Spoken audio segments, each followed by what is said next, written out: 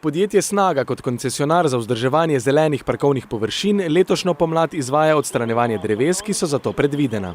Gre za drevesa različnih vrst, od javorjev, macesnov, črnih borov in jesenov. Vsa dela, ki jih opravljamo na parkovnih površinah, potrdita oba zavoda, Zavod za varstvo narave in Zavod za varstvo kulturne dediščine. Za nego dreves dobimo smernice od arboristke. Arboristka že od leta 2008 skrbi in pregleduje stanje dreves na vseh parkovnih površinah.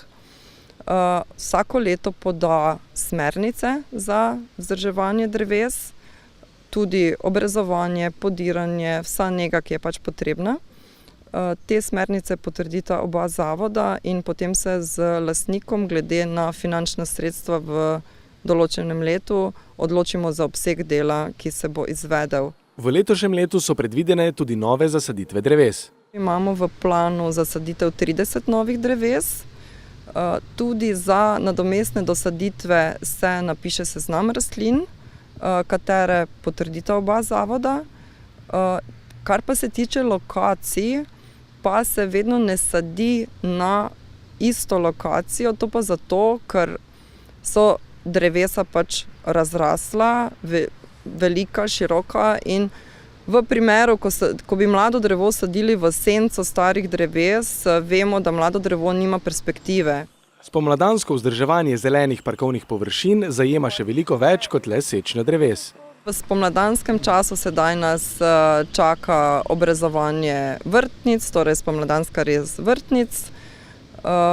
Očistili smo in pognojili sezonske grede, čaka nas obrezovanje dreves, pripravili bomo tudi travišče pred košnjo, torej potrebno je izravnati krtine, potrebno je sanirati kakšne jame, kjer se je zemlja posedla. Tam bomo opravili tudi dosetev travne ruše,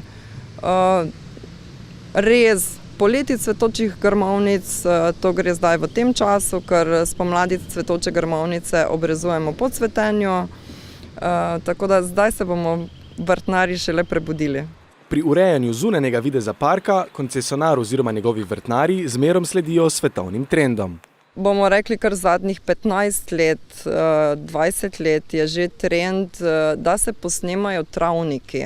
Torej, z sezonskimi zasaditvami se trudimo, da bi pričarali rastline takšen izgled, kot je videz travnika. Referentka za hortikulturo pri podjetju Snaga nam je zagotovila, da se v mestnem parku podirajo zgolj drevesa, ki so zaradi osušenosti ali druge bolezni nevarna za okolico. Vsako podrto drevo se nato po dogovoru z Zavodom za varstvo naravne dediščine nadomesti z novim.